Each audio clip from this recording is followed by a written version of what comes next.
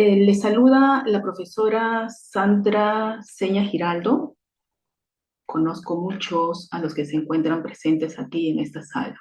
Bueno, el tema que nos convoca el día de hoy lleva por título Gestión y ejecución de un proyecto sociológico, investigación aplicada en 3 distritos de Ancash.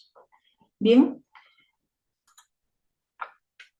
a ver, quiero empezar esta tarde rompiendo de manera muy directa el primer gran mito académico, ¿sí? El primer gran mito que solemos escuchar y repetir en las aulas universitarias.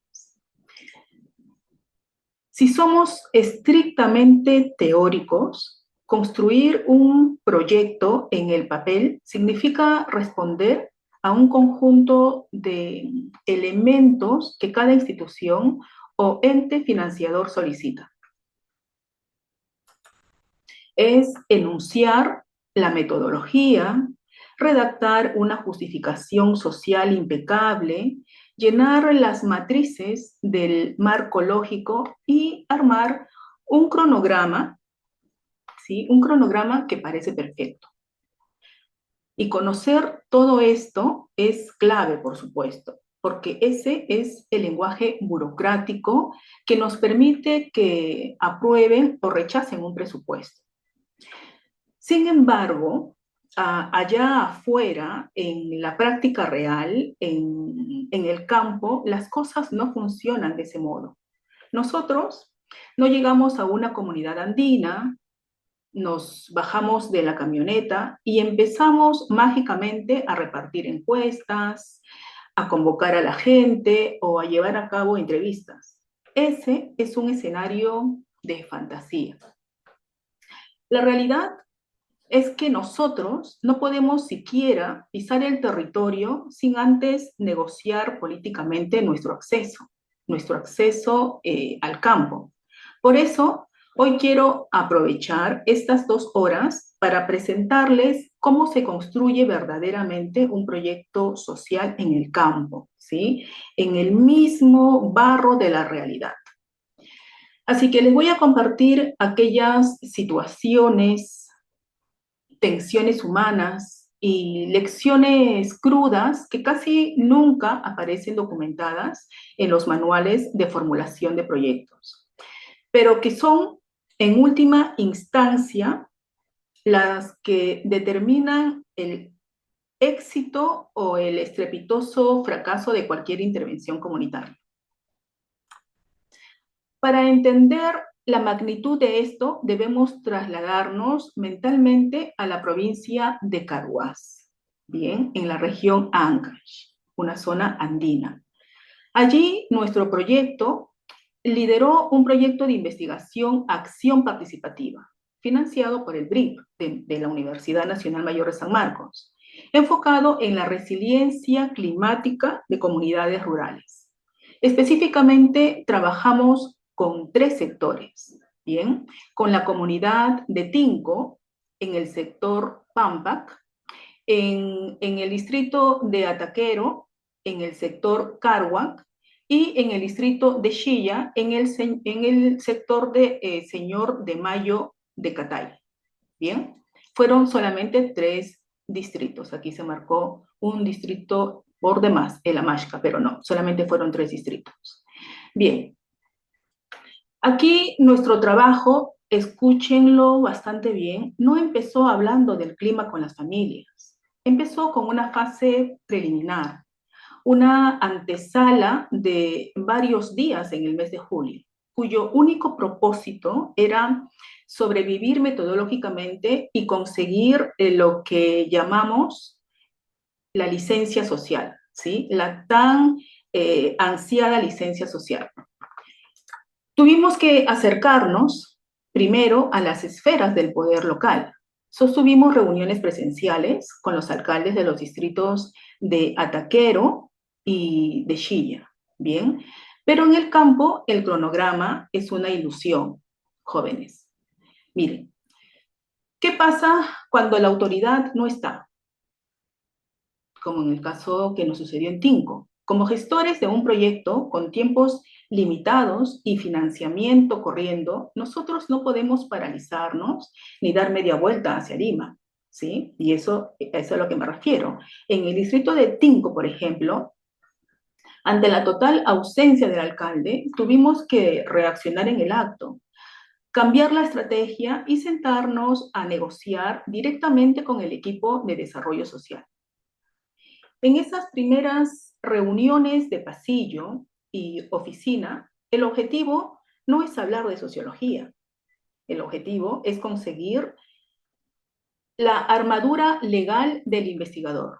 Acordamos formalizar nuestro ingreso mediante una carta oficial dirigida a las municipalidades, ¿sí? Dirigida a los alcaldes. Ustedes podrían pensar que es un simple trámite administrativo, pero jóvenes, ese documento es vital. Es el papel que legitima nuestra intervención. Bien, es el escudo que nos protege ante la desconfianza, una desconfianza completamente justificada e histórica, que sienten las poblaciones rurales, las poblaciones andinas en este caso, hacia los foráneos que llegan a hacerles preguntas. Y es precisamente al sentarnos a dialogar con estas autoridades donde nos estrellamos, ¿sí? Nos estrellamos de frente y sin frenos, con nuestra primera gran barrera sociológica. ¿Cuál? ¿Por qué digo esto? Me refiero al profundo choque de expectativas. Para entender este choque, debemos comprender el doloroso contexto de nuestro país, ¿verdad? Estas comunidades andinas arrastran décadas de marginación, de promesas políticas incumplidas y de proyectos extractivistas que entran, sacan información, publican sus artículos y jamás regresan. Las comunidades rurales son los territorios que menos contaminan, pero son los que primero pierden sus cultivos por las heladas y sus fuentes de agua por las sequías. Por lo tanto,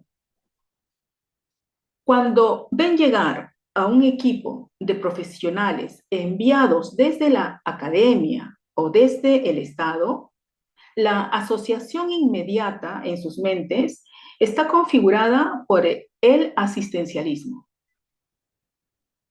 Y lo detectamos rápidamente.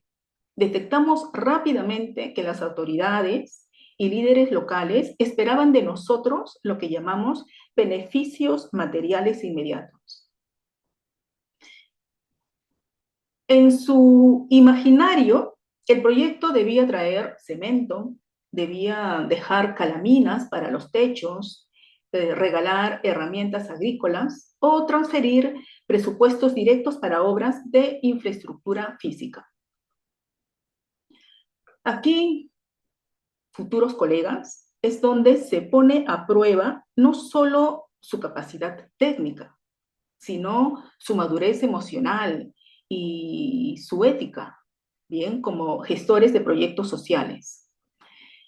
En ese momento, en estas oficinas frías de cada uno de estos municipios, con el alcalde esperando una respuesta, la presión psicológica sobre el investigador es enorme, se lo digo por experiencia, ¿sí? La tentación más grande, por el simple afán de caer bien, para evitar el conflicto o por conseguir rápido las firmas de autorización, es sonreír, es ser ambiguos, usar palabras bonitas y dejar la puerta abierta a esa falsa ilusión de que quizás más adelante podamos traer alguna donación.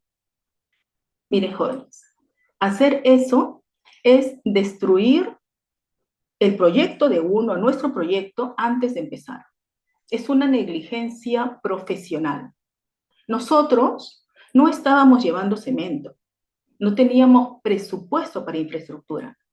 Nuestro proyecto era cualitativo, completamente cualitativo, ¿sí? Puramente académico, centrado en el diagnóstico participativo y en el diseño estratégico.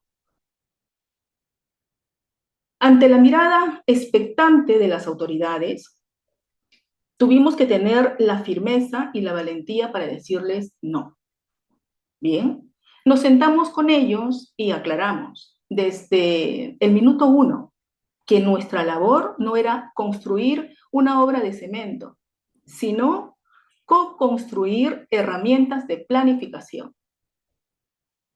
Les explicamos, y esto es crucial, porque no se trata de decir no y marcharse, se trata de reeducar la mirada, ¿sí? Que conocer la raíz de sus riesgos y medir científicamente sus capacidades organizativas era el primer paso indispensable para que ellos mismos después pudieran elaborar expedientes técnicos y exigir esos presupuestos mayores a la región.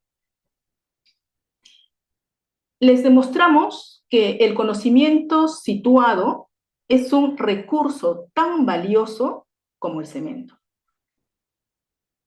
Alinear las expectativas duele, jóvenes, ¿sí? Genera tensión, genera miradas de decepción en los primeros minutos, pero es la única forma digna y ética de intervenir en un territorio vulnerable.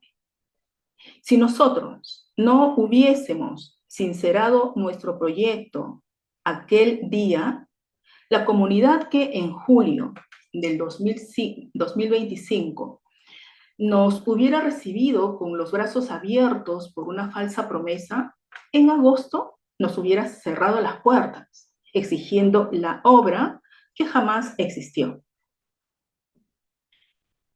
Entonces, la transparencia brutal desde la antesala es la base del respeto sociológico.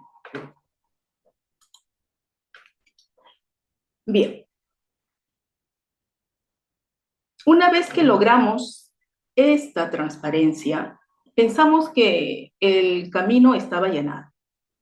Sin embargo, nos topamos inmediatamente con un actor o con otro actor implacable, silencioso, pero determinante. Bien, al que muchas veces ignoramos de forma ingenua cuando planificamos desde un escritorio en Lima. ¿A qué me refiero? A la geografía. Una geografía que conozco bastante bien. Bien, en la comodidad de la ciudad, nosotros abrimos nuestras computadoras, entramos a Google Maps, trazamos la ruta desde el centro de Carhuaz hasta las comunidades. Bien, y el sistema nos dice que la distancia es relativamente corta. 10 o 12 kilómetros en el papel parecen un paseo de 15 minutos. Bien, pero la realidad en los Andes, el mapa jamás es el territorio. Cuando salimos a hacer el reconocimiento físico de la zona, la misma autoridad local nos advirtió sobre la dispersión geográfica. Sobre la dispersión geográfica de Carhuaz hacia la zona y de las propias viviendas. Y lo comprobamos. No estábamos hablando de 15 minutos en una pista asfaltada. Estábamos hablando de un viaje agotador de 40 minutos en ascenso constante, con el motor del vehículo forzándose en cada curva, cruzando trochas y caminos de tierra irregulares, ¿sí? Y respirando el polvo seco propio de las alturas. Fue un golpe para los investigadores junior, ¿sí? Pero bien, ese golpe de realidad geográfica venía atado a algo mucho más complejo, una crisis estructural de movilidad. Identificamos una carencia absoluta de transporte público y de transporte público regular hacia comunidades como Ataquero y Chilla. Descubrimos que la dinámica socioterritorial de la zona es completamente distinta a la lógica urbana de lunes a viernes. Los transportes colectivos, esos pequeños vehículos que mueven a la población de manera asequible, no suben todos los días a dos, por lo menos, de los distritos. Solo lo hacen 2 veces a la semana, los miércoles y los domingos. Y se preguntarán, ¿por qué solamente los miércoles y los domingos y no otros días? Porque esos 2 días son los días de feria en la ciudad de Carhuaz. Bien, son los días en que las mujeres campesinas bajan a la capital de la provincia a vender sus escasos productos y abastecerse. El resto de la semana, la comunidad queda en un silencio absoluto, desconectadas. Si algún poblador necesita moverse un martes, un jueves, un viernes, depende exclusivamente de taxis informales. Imagínense, con costos o cuyos costos la economía familiar campesina simplemente no puede asumir a diario. Bien, ¿y por qué les cuento todo este detalle logístico? Porque esta realidad territorial destrozó y cambió por completo la forma en que nosotros íbamos a ejecutar el proyecto. Nuestro diseño, el diseño original, el que estaba bonito en el papel, implicaba convocar a los pobladores, ¿bien? Y realizar los talleres en el gran salón principal de la municipalidad distrital. Pero ante este hallazgo, nos dimos cuenta de lo absurdo y violento de nuestra propuesta inicial.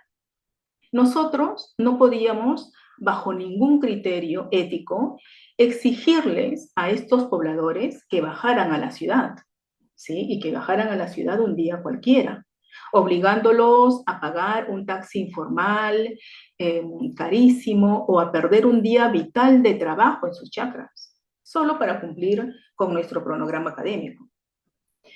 Tuvimos que aplicar lo que yo llamo humildad metodológica, ¿sí? Tuvimos que adaptarnos nosotros a ellos. Tomamos la decisión definitiva de que los talleres no se harían en las oficinas de los municipios. Nosotros subiríamos directamente a puntos estratégicos dentro de las propias comunidades. El proyecto tuvo que moldearse a sus ritmos agrícolas, a sus caminos empinados y a los días específicos de las familias andinas. Así es como se garantizan verdaderamente las condiciones logísticas, porque la participación comunitaria debe ser real y no forzada. Bien, jóvenes, en conclusión, este primer bloque nos deja una reflexión profunda y permanente para nuestras vidas, para sus vidas profesionales. Construir un proyecto social no inicia con la primera pregunta de una encuesta, con la primera pregunta de un grupo focal o de una entrevista, ¿sí? Inicia en la antesala, inicia sabiendo negociar frente a frente con el poder local, inicia teniendo la firmeza moral para frenar las expectativas asistencialistas de las autoridades y sobre todo inicia teniendo la humildad para comprender que nuestra perfecta programación de escritorio siempre, absolutamente siempre, deberá rendirse y reestructurarse ante la geografía indomable, ¿sí? Y las necesidades reales del territorio, de nuestro territorio. Bien, hasta aquí hemos visto todo lo que ocurre como antesala, ¿sí? Todo ese enorme trabajo invisible y silencioso. Todo esto ocurre antes de que siquiera nos sentemos a cruzar la primera palabra con las familias. En el siguiente bloque veremos qué sucede cuando finalmente pisamos la comunidad. Bienvenido de regreso, bienvenido de vuelta. Bien, espero que el ejercicio de la encuesta les haya servido para cuestionar un poco sus intuiciones. Miren, justamente muchas de las respuestas que acaban de marcar se van a enfrentar ahora mismo con lo que nosotros vivimos en el campo. En el bloque anterior vimos toda la antesala política y logística. Ahora quiero llevarlos al momento exacto en que por fin logramos reunir a la gente. Y aquí debemos derribar el segundo gran mito de los proyectos sociales. La falsa idea de que la comunidad andina es un ente homogéneo. Cuando nosotros diseñamos el proyecto, ya saben, aquí en Lima, o incluso antes de salir al terreno, teníamos el sesgo de pensar que nos íbamos a encontrar con dinámicas sociales muy parecidas en las tres comunidades. Bien, recuerden de Tinco, Ataquero y Chilla. Pensábamos que aplicaríamos la misma metodología, la misma receta de moderación en los tres lugares. La realidad nos demostró que estábamos completamente equivocados. Cada territorio poseía una personalidad política y social única que condicionó directamente nuestro trabajo. Tuvimos que transformarnos, tuvimos que adaptar nuestra metodología a tres escenarios diametralmente opuestos. Para que entiendan este contraste, vamos a empezar con una comunidad del distrito de Tinco, ¿sí? En el sector Pampak.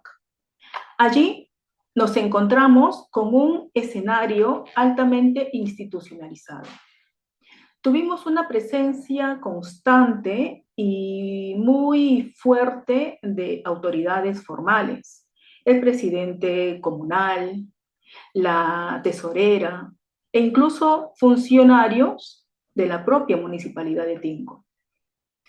Al estar la autoridad presente y vigilando, el discurso de la población fue distinto, fue mucho más técnico, fue mucho más moderado.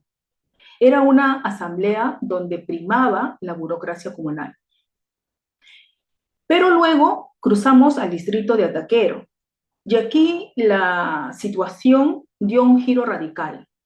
Miren, la municipalidad nos había prometido una convocatoria masiva. Nos habían asegurado que todo estaba coordinado con la población y que tendríamos a casi 50 asistentes esperándonos. Pero ¿qué pasó cuando llegamos? Nos dejaron completamente en el aire. La municipalidad brilló por su ausencia. No había ninguna asamblea organizada y la coordinación oficial había sido una ilusión. Nos dejaron, como se dice coloquialmente, abandonados a nuestra suerte. Pero bien, ¿qué hace un equipo de investigadores en ese momento? ¿Qué hace? ¿Se rinde y reporta que no hubo quórum? Jamás se hace eso, ¿sí? Tuvimos que utilizar nuestros propios recursos sociológicos y salir a buscar a la gente. Miren, nos enteramos de que había un grupo de mujeres y hombres trabajando cerca en una obra. Estas eran las 50 personas.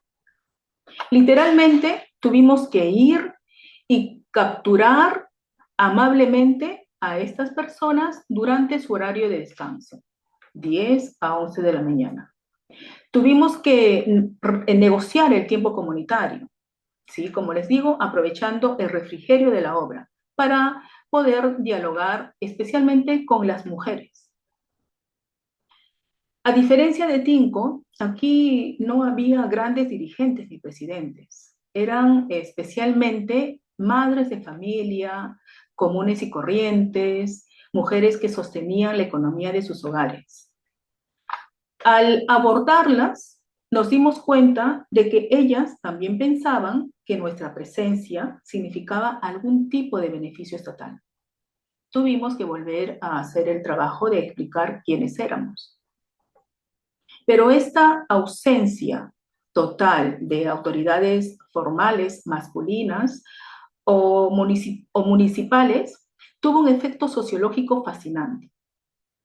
Las mujeres, al sentirse en un ambiente informal y sin la mirada vigilante de un superior, asumieron el protagonismo absoluto de la sesión, hablando con una franqueza cruda sobre sus carencias y el abandono que sentían. Lo que empezó como un fracaso de convocatoria municipal, nosotros lo transformamos en el espacio de recolección cualitativa más honesto del proyecto. Pero bien, pero si Taquero nos retó en lo organizativo, la comunidad de Shilla, en Señor de Mayo de Catay, ¿sí? Nos retó en lo cultural. Aquí, en Shilla, nos encontramos con un escenario donde predominaban abrumadoramente un buen número de adultos mayores. Aquí vemos a una adulta mayor y no se encuentran en las fotos los otros adultos mayores. Bien. Y nos topamos de frente con una barrera que no habíamos mapeado con la suficiente gravedad. ¿Cuál es esta barrera? La frontera lingüística. ¿Sí? Gran parte de esta población, especialmente los adultos mayores, eran monolingües en quechua. Nosotros, como equipo investigador, no llevamos a un traductor externo. Podría parecer un error de diseño, pero en la práctica comunitaria, llevar a un traductor externo, alguien de fuera con chaleco y libreta o grabadora, muchas veces intimida más a la población. ¿Cómo lo manejamos para que esto no fuera un fracaso? Convertimos el problema en una herramienta de cohesión. Permitimos y fomentamos que la misma población bilingüe asumiera el rol de puente.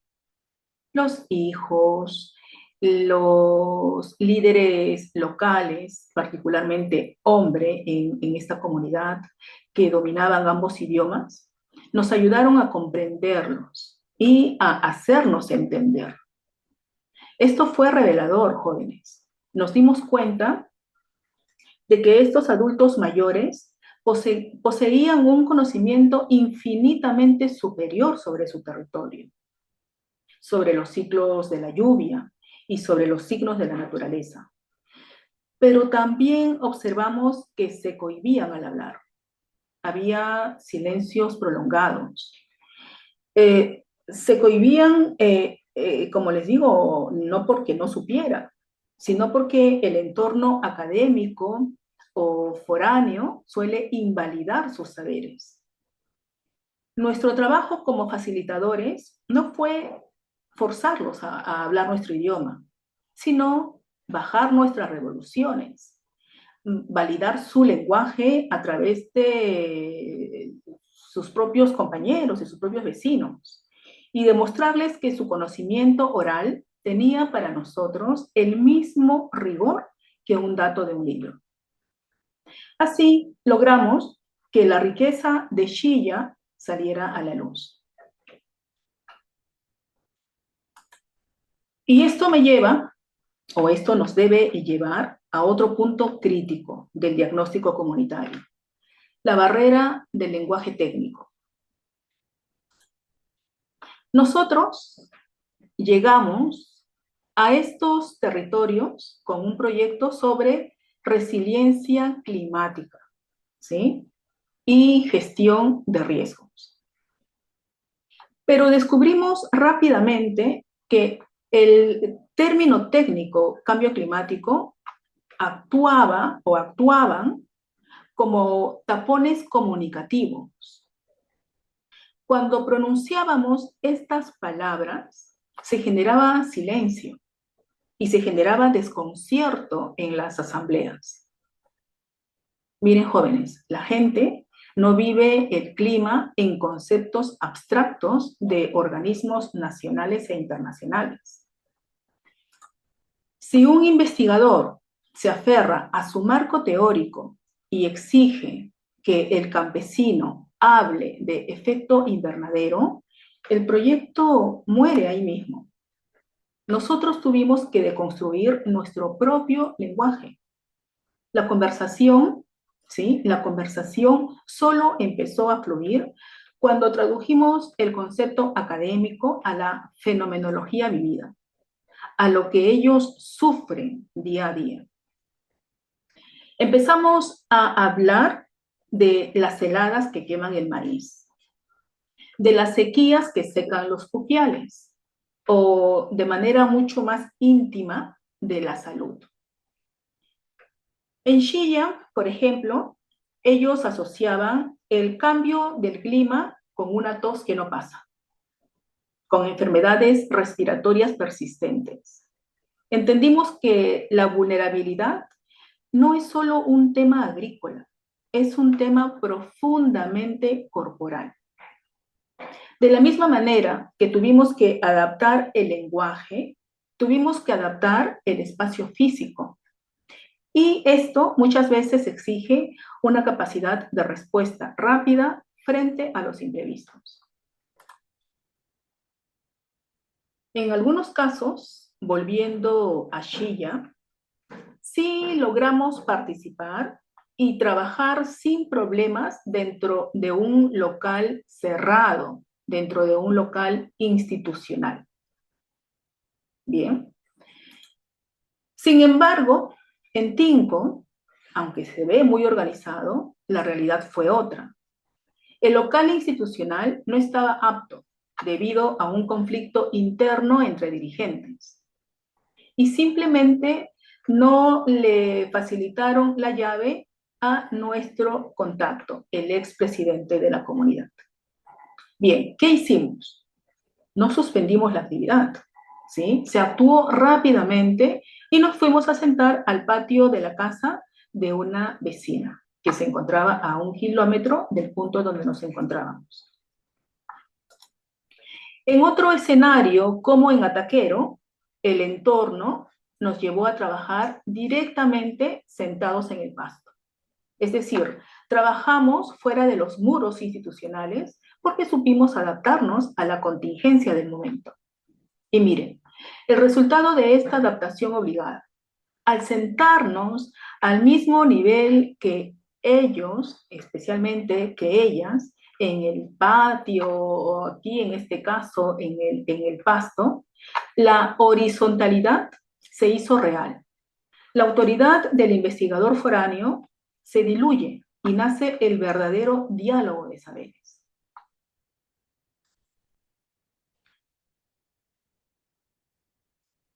Para cerrar este segundo bloque, quiero responder a la pregunta que seguramente muchos de ustedes se hacen. ¿Cómo se transforma un grupo de personas desconfiadas, un grupo de personas cansadas de promesas, en un espacio de genuina confianza?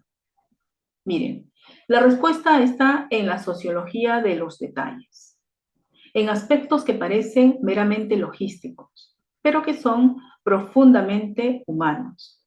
Y aquí quiero hablar de la comida. En nuestras intervenciones, llevar un refrigerio no era cumplir con un ítem del presupuesto. El alimento fue nuestra metodología para romper el hielo. En todas las comunidades, compartir algo de comer legitimó la reunión, ¿sí? Y distendió a los participantes. Fue el mensaje silencioso de que veníamos a compartir, no solo a extraer, específicamente a extraer información. Y fue justamente con aquellas mujeres de Ataquero, las que encontramos trabajando en la obra, donde vivimos el momento más impactante de todo el diagnóstico. Ellas, a pesar de estar en una situación de pobreza extrema y padeciendo la falta de agua, en un momento determinado compartieron su propio refrigerio, compartieron su propia comida con nuestro equipo investigador. Recuerdo muy bien ahora mismo el pellejito de chancho que me compartió una de las señoras, ¿sí? Ese fue, jóvenes, un momento de reciprocidad invaluable. Cuando la comunidad te invita de lo suyo, te está diciendo que ya no eres el ingeniero, que ya no eres el sociólogo o el encuestador ajeno. Te está diciendo que te han aceptado dentro de su red comunitaria.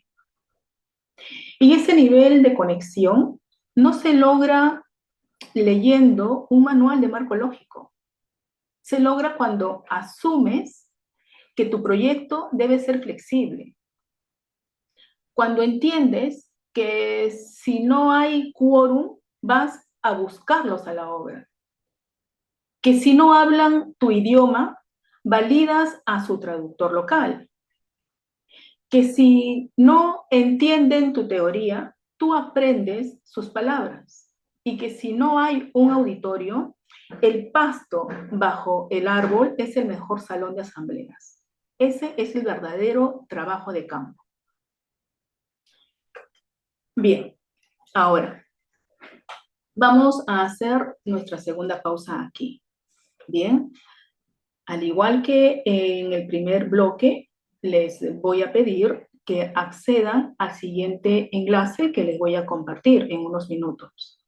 Claramente, estas son nuevas preguntas de autoevaluación.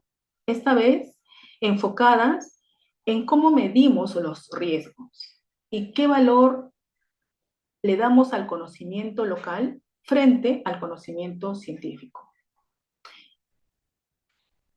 Tómense aproximadamente, en este caso, unos 10 minutos, ¿bien? Para responderlas. Y al regresar en el tercer bloque, les contaré cómo tuvimos que cambiar toda nuestra metodología a mitad del proyecto, porque nos dimos cuenta de que estábamos midiendo la tragedia y no la fortaleza de estas comunidades. Así que nos vemos en breve. ¿Sí? Voy a compartirles el enlace. ¿Podría reenviar el primer link? Por supuesto que sí, ahora mismo.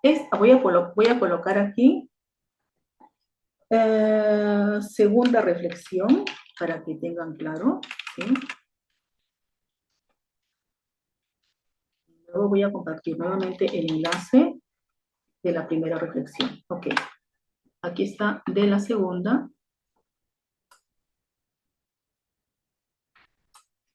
Y ahora de la primera. Bien, siendo las 12 en punto. ¿Sí? Bienvenidos nuevamente. Entonces, en la breve encuesta que acaban de responder durante este breve receso, seguramente muchos se han topado con preguntas sobre cómo las comunidades enfrentan las crisis climáticas, ¿no? La crisis climática. Y es aquí donde como investigadores en el campo nos toca derribar el tercer gran mito de los proyectos sociales. La falsa premisa de que todas las comunidades de los Andes comparten las mismas vulnerabilidades. O bien, que tienen las mismas necesidades, tienen necesidades similares ante el cambio climático. Nuevamente, desde un escritorio en Lima es muy fácil agrupar a toda la sierra bajo la misma etiqueta de población vulnerable.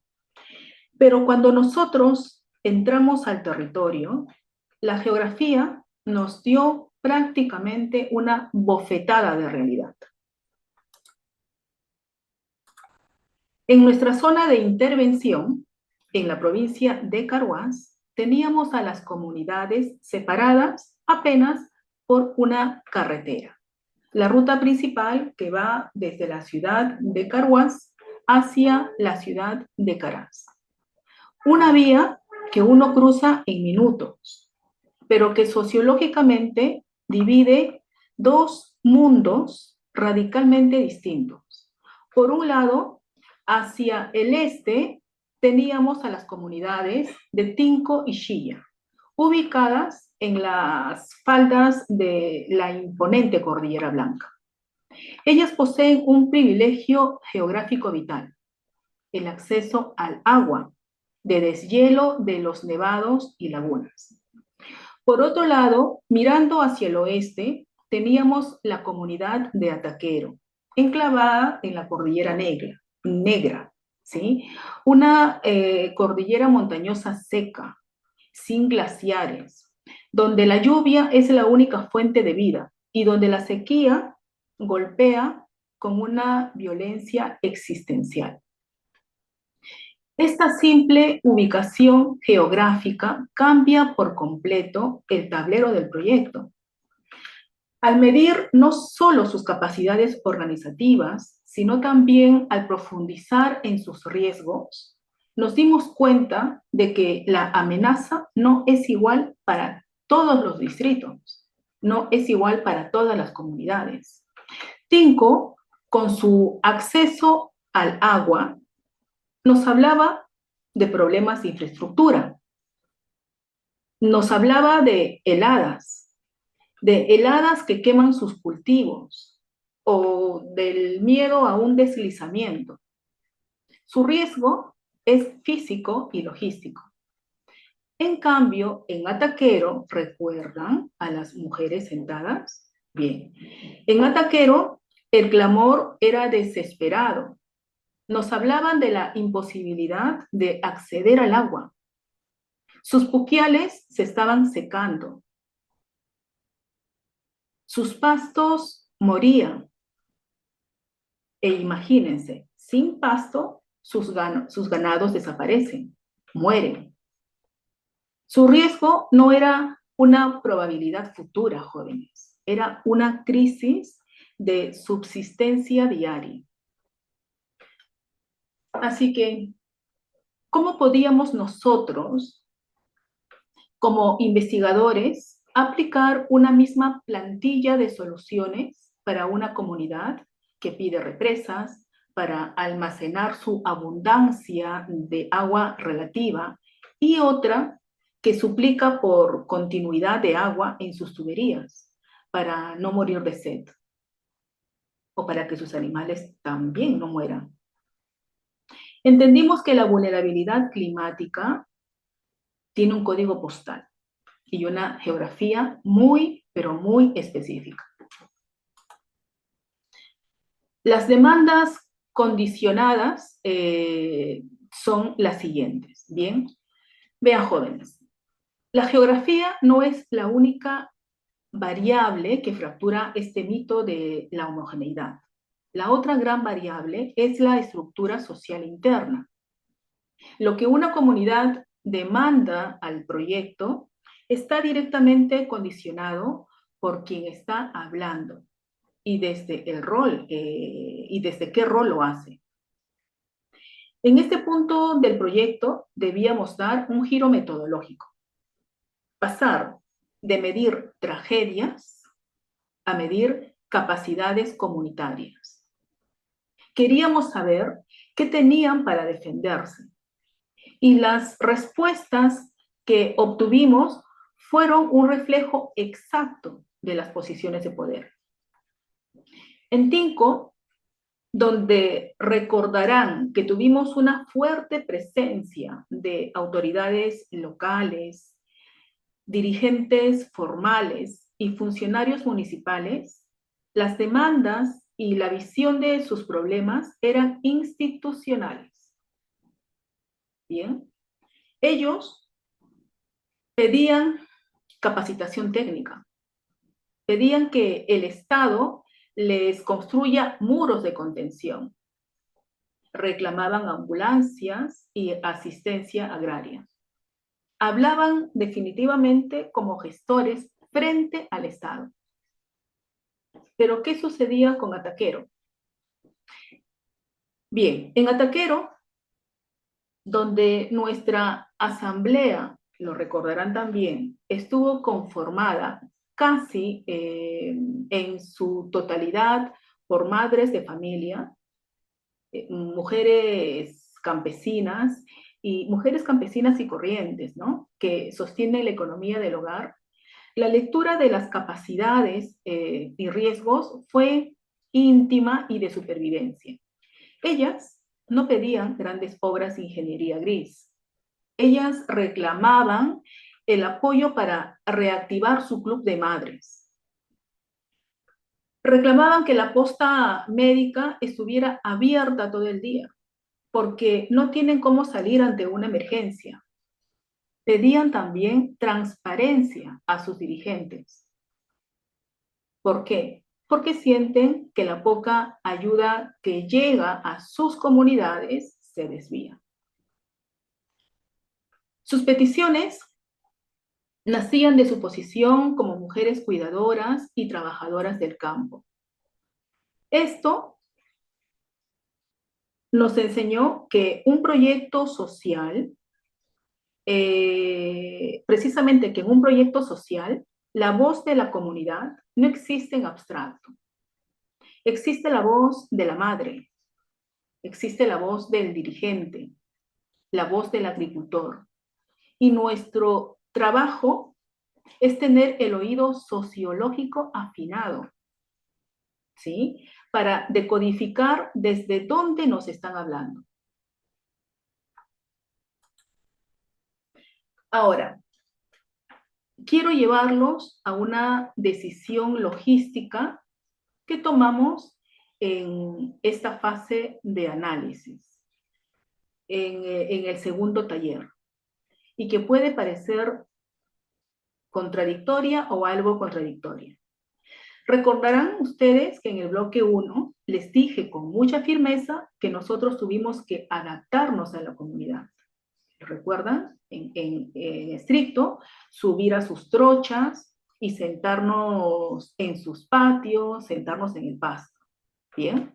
Sin embargo, para el segundo y tercer taller, decidimos sacar a las delegaciones de sus comunidades y llevarlas a un espacio neutral, un hotel en la ciudad de Carhuaz. Bien, aquí seguramente algunos de ustedes se preguntarán, ¿acaso no nos dijo que eso rompe la regla de ir hacia ellos? Y otra pregunta que también serán, ¿acaso no es un gasto logístico innecesario? Pues la respuesta rotunda es no. Miren, fue una decisión metodológica calculada, a la que llamamos el efecto de extrañamiento. Cuando uno hace un taller en la comunidad, la asamblea, los participantes en la asamblea, están constantemente interrumpiendo.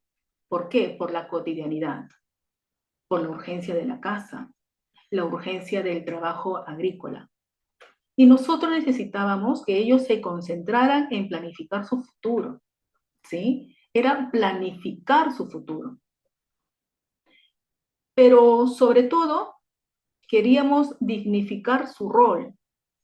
Muchas veces, los pobladores andinos no tienen la oportunidad de sentirse invitados de honor en un espacio formal,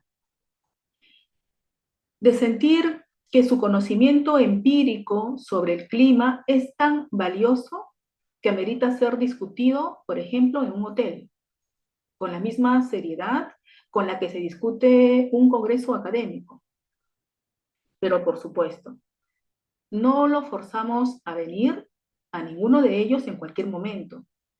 Cruzamos nuestra estrategia con la dinámica territorial.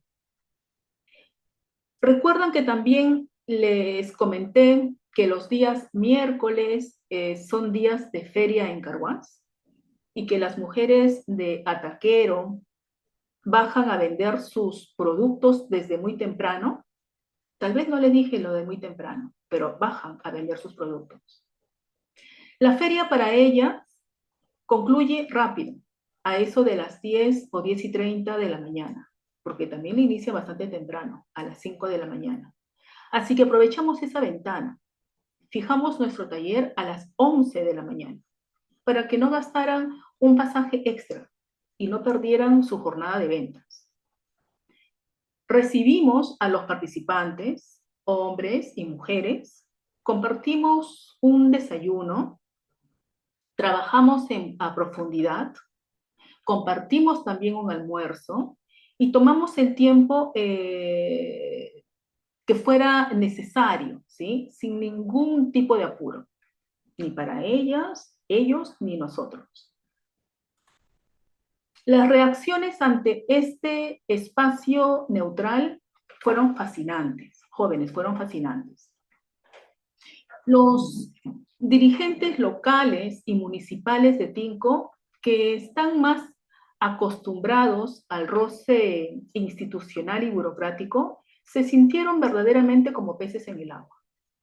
Se sintieron halagados, se sintieron muy cómodos e importantes debatiendo en un salón formal. Por su parte, las madres que nos acompañaron en el primer taller y también los hombres que no nos acompañaron, pero se unieron en el segundo y tercer taller, menos acostumbrados a estos entornos y golpeados por una realidad más dura, se mostraron inicialmente con menos confianza. Se encontraron más cohibidos por el espacio. Sin embargo, el compartir los alimentos y el respeto absoluto a sus opiniones logró romper esa timidez. Pero bien, en este punto del relato debo hablarles del elefante en la habitación. Ustedes habrán notado que les he mencionado a Tinco y a Taquero de manera repetida. Pero, ¿qué pasó con Shilla? ¿Sí? ¿Qué pasó con Shilla? Bien, esa comunidad donde viven más adultos mayores quechohablantes, con los que trabajamos tan bien en el primer diagnóstico, simplemente no llegó. No asistieron al segundo taller, ni asistirían tampoco al tercero. Nos comunicaron a través de llamadas telefónicas que ya no nos podían atender porque estaban en épocas de actividades agrícolas y tenían la agenda completamente llena. Bien, nosotros, estando en el campo y trabajando también con comunidades agrícolas, nos dimos cuenta rápidamente de que esa excusa no era necesariamente la verdad completa. Intuimos que había un repliegue, que había una resistencia pasiva, un no querer involucrarse más con foráneos, quizás, ¿no? Lo cual es un mecanismo histórico de defensa comunitaria. Muchos evaluadores de proyectos de escritorio, al ver esto, se exigen o nos exigen. Por ejemplo, oblígalos. Ve a buscarlos de nuevo o busca inmediatamente otro distrito semejante, con características semejantes, para cumplir con tu muestra de 3 comunidades. Jóvenes, esa es una visión mecanicista. Como sociólogos, nosotros sabíamos que ya no podíamos forzarlo. Un proyecto participativo se basa en el consentimiento continuo, participativo. Si una comunidad, por sus propios procesos de desconfianza o prioridades internas, decide cerrar la puerta, tú no la pateas para entrar. Tú respetas ese límite. Tampoco puedes salir a buscar una comunidad de reemplazo a última hora. Porque un territorio, jóvenes, no es una pieza de repuesto que insertas en un Excel para que cuadren tus números, ¿verdad? Bien, el retiro de Shilla definitivamente fue un golpe logístico, sí fue un golpe logístico, pero sociológicamente fue una lección inmensa. Nos enseñó que la agencia comunitaria también incluye el derecho a decir no quiero participar más. Y nosotros, como profesionales, debíamos aceptar esa realidad, documentarla, ¿sí? Documentarla y concentrar toda nuestra energía en las dos comunidades que sí habían decidido confiar en el proceso hasta el final. Bien, así es como logramos desnudar las verdaderas vulnerabilidades y capacidades de Tinko y Ataquero. Pero nos faltaba el paso final. ¿Cómo convertir todo este diagnóstico, ¿sí? Todo este diagnóstico en un plan de acción real, en algo que ellos pudieran usar cuando nosotros no estuviéramos allí, cuando nosotros nos fuéramos? Así que de eso hablaremos en nuestro cuarto y último bloque. Pero antes de entrar a esa recta final, vamos a realizar nuevamente nuestra última pausa activa, porque es bien activa, ¿sí? No es una pausa para un receso total, es activa. Así que también en los breves, en los breves minutos, estoy compartiendo con ustedes el tercer y último enlace de nuestra autoevaluación. Jóvenes, estas preguntas los pondrán en los zapatos del tomador de decisiones. ¿Cómo cerramos un proyecto sin generar dependencia? Así que nuevamente se van a tomar aproximadamente unos 10 minutos. Bien, respiren, respondan y al volver, pues daremos el cierre a esta intervención con nuestro cuarto y último bloque. Bien, así que les voy a compartir nuevamente los dos primeros enlaces, pero previamente el último enlace de la tercera reflexión. Permítanme. Bien, jóvenes, entonces llegamos a la recta final, ¿sí? Llegamos al cuarto y último bloque de esta presentación. Así que en este cuarto bloque vamos a ver cómo se cierra verdaderamente un proyecto social en el campo. Verdaderamente. Bien. Hemos superado la antesala política, lo recuerdo, hemos tratado ello. Hemos hecho el diagnóstico, hemos analizado sus capacidades. Y ahora, en nuestro tercer y último taller en el campo, teníamos el desafío mayor: co-diseñar un plan de acción comunitaria, ¿sí? Es decir, codiseñar de manera conjunta. Cuando llegas a la etapa de planificación con comunidades que han sido históricamente ignoradas, existe un peligro metodológico enorme al que llamamos la trampa de la lista de deseos. Si uno se sienta frente a una asamblea vulnerable y preguntamos simplemente, ¿qué necesitan para adaptarse al clima? Jóvenes, nos van a pedir de todo, ¿sí? Nos van a pedir un hospital nuevo, una carretera asfaltada, un estadio, una iglesia mejorada, represas millonarias y, como no, bonos del Estado, que siempre lo exigen, bonos del Estado, ¿sí? Y si uno como investigador anota todo eso en un papelógrafo, estamos cometiendo una completa negligencia, porque estamos validando un plan que es financieramente inalcanzable y que, créanme, nacerá muerto. ¿Cómo evitamos la lista de deseos? Nosotros aplicamos en nuestro proyecto una estrategia que denominamos focalización operativa, ¿sí? El desafío era centrar la discusión estrictamente en la viabilidad. Para lograrlo, utilizamos un mecanismo dual. Primero, llevamos cartones de acción o fichas con soluciones técnicas prediseñadas a mano, ¿bien? Como sistemas de riego tecnificado o muros de contención, para que ellos validaran qué acciones eran prioritarias. Pero un proyecto social no puede ser una imposición técnica. Así que habilitamos un segundo espacio, ¿sí? Como ven acá ustedes, una columna en blanco llamada Otras acciones.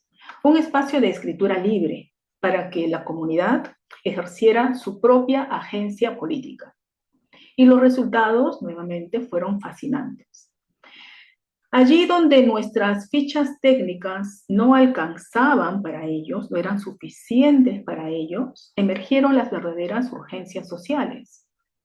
En Tinco, reafirmando su perfil más institucional, nos plantearon construir represas en las partes altas. Pero en Ataquero, que recuerdan ustedes, es una comunidad golpeada por el aislamiento, usaron ese espacio libre para exigir conectividad, demandando mayor acceso a Internet también, ¿sí? Y sobre todo exigieron, miren, exigieron transparencia de la directiva. Para ellos, la adaptación climática no empezaba con una obra de cemento, empezaba por la limpieza ética de sus propios líderes. Con esta dinámica, evitamos la lista de deseos y construimos hojas de ruta que reflejaban la identidad y la capacidad real de cada territorio. Y en este proceso de diseño, ¿sí? De diseño de acciones, en el momento final de estar trabajando con ellos, en sus hojas de ruta, en el ítem 10, saberes ancestrales, nos topamos nuevamente de frente con el enorme abismo del lenguaje. A lo largo del proyecto, confirmamos algo que la academia suele olvidar.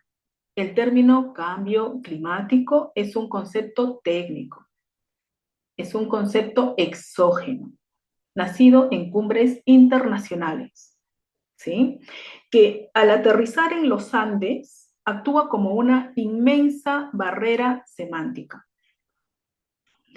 Las poblaciones rurales jóvenes no entienden el clima a través de gráficos de emisiones de carbono, no entienden a través de reportes del IPCC, o proyecciones satelitales.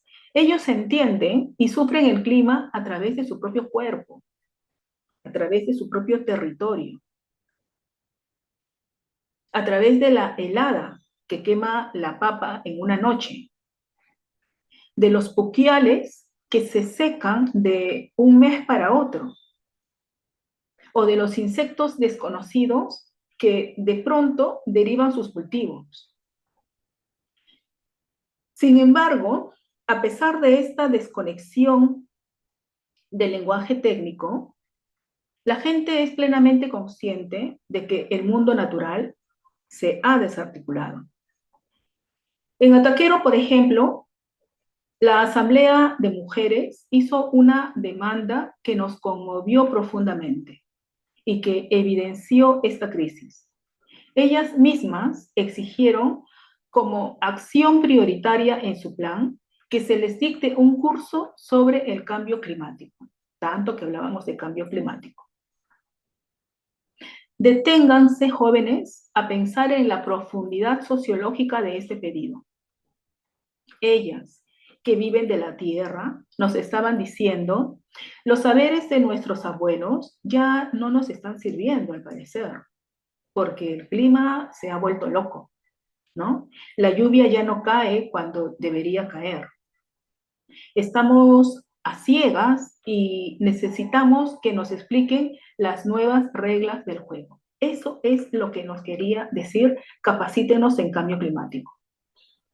Era un clamor por alfabetización científica.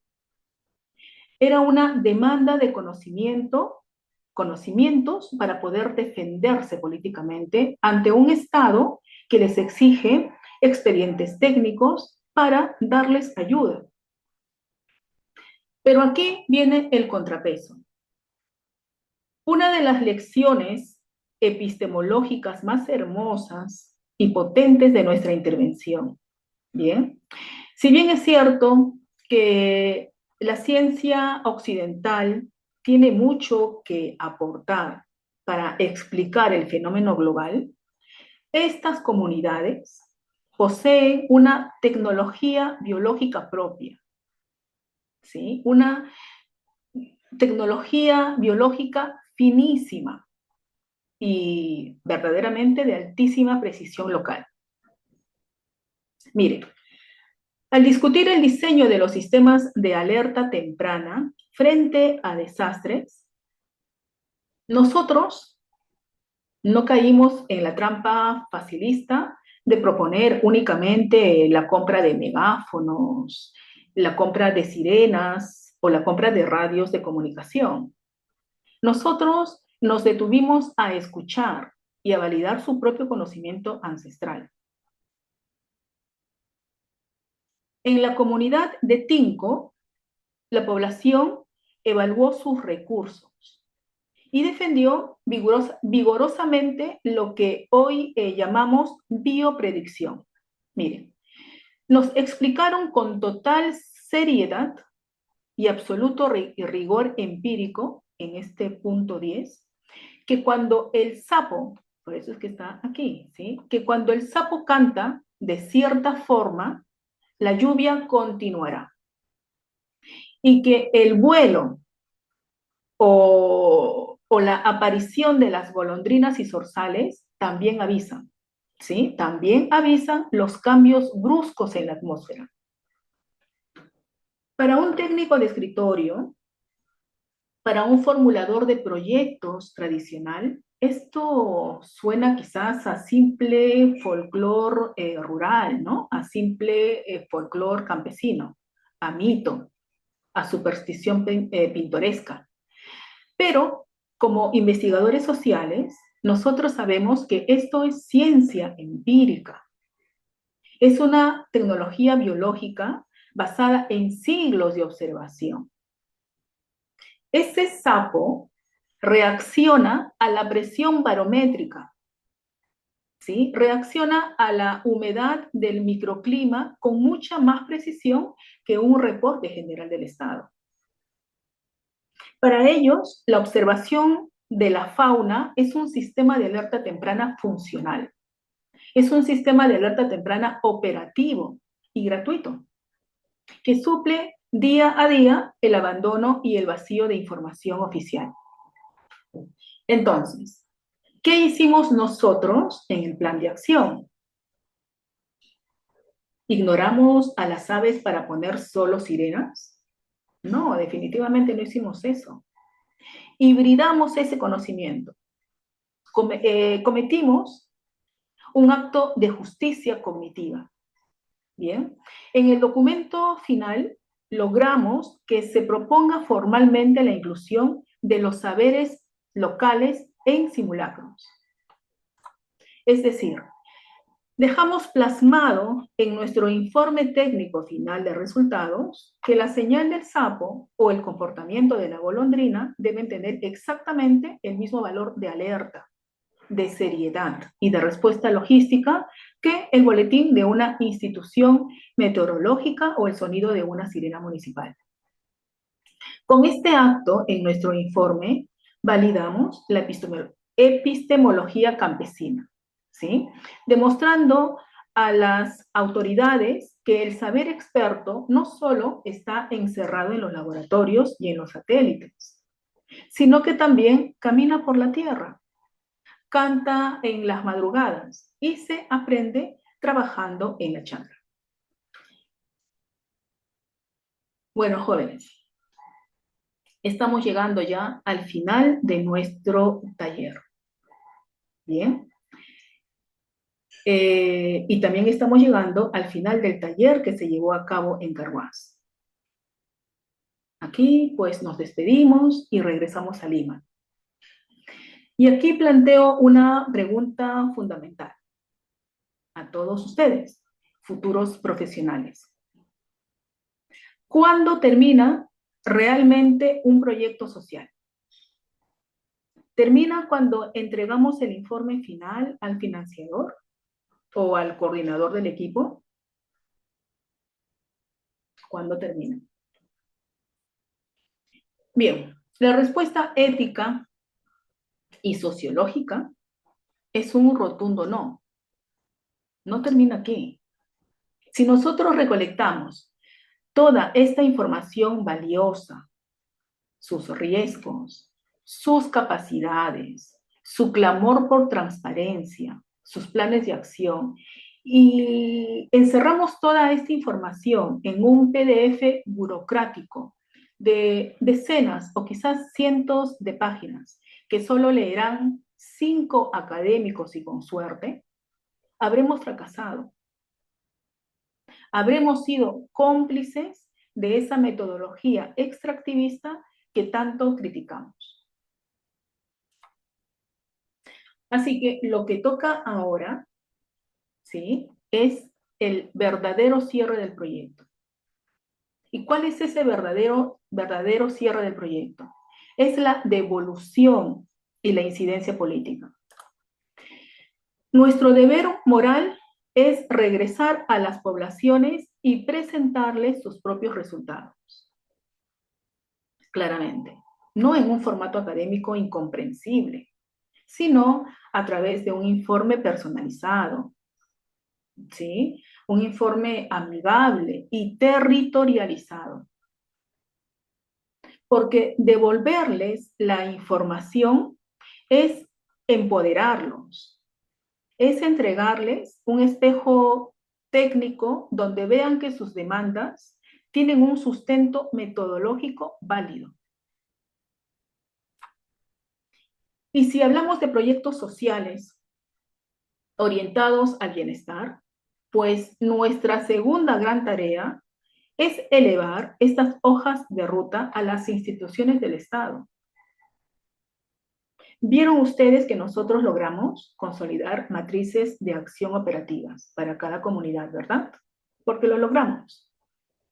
Así que nuestro deber es hacer que esas matrices donde se plasma el pedido de internet, el pedido de reservorios, de ambulancias y de otros pedidos, lleguen a las municipalidades y se conviertan en insumos obligatorios para ese mal llamado presupuesto participativo. El sociólogo tiene que ser, en este caso, el puente traductor entre el desconocimiento del Estado y la voz marginada de la comunidad. Solo cuando las herramientas que co-construimos en el campo se transforman en una política pública o en una acción de autogestión viva, podemos decir que nuestro proyecto social ha terminado con éxito, ¿sí? Solamente así. Bien, jóvenes, entonces, con esto hemos llegado al final de estas casi 2 horas de taller. En estas 2 horas hemos recorrido el ciclo de vida real de un proyecto en el terreno. Han visto que la resiliencia comunitaria no se decreta desde una oficina, ¿verdad? Se construye negociando políticamente el ingreso al territorio. Se construye adaptándonos a la geografía y a los caminos de trocha. Se construye superando las barreras del idioma. Y se construye también traduciendo los conceptos técnicos al lenguaje del terreno, de la comunidad. Se construye también compartiendo el pan, compartiendo comida y escuchando tanto al dirigente institucional como a la madre trabajadora. Bueno, jóvenes, espero que estas lecciones desde la práctica les sirvan no solamente para escribir mejores marcos lógicos, sino para forjar su carácter como investigadores y como gestores. No le tengan miedo al trabajo de campo, no le tengan miedo a que sus planes se desarmen ante la realidad, porque es justamente en esa capacidad de adaptación donde reside la verdadera esencia de la sociología. Bien, y justamente porque estoy convencida de que nuestro rol como sociólogos no debe quedarse encerrado en los muros de la universidad ni en los archivos de un proyecto, quiero hacerles una invitación muy especial antes de despedirnos. Les comento, dirijo una no tan nueva iniciativa llamada CEPSAE, Centro Promotor de Salud y Entornos Sostenibles. Es una organización incipiente, ¿sí? Es una organización muy nueva, pero que nace precisamente de las lecciones que hemos discutido hoy. Nace de la convicción de que debemos promover un desarrollo social, equitativo y sostenible, apostando por la salud integral y confiando ciegamente en el poder transformador de las propias comunidades a partir de su propio contexto. Si todo lo que hemos conversado esta tarde ha resonado en ustedes, ¿sí? Si comparten esta visión de justicia cognitiva, sostenibilidad y compromiso social, créanme que me haría muchísima ilusión que nos acompañen en este nuevo camino. Les pido que nos regalen a nosotros como asociación, en este caso, que me regalen ahora a mí un seguir, un like, ¿sí? En nuestra recién creada página de Instagram. Es tan reciente que solamente tiene 3 días. Bien, así que yo les estoy compartiendo aquí el enlace.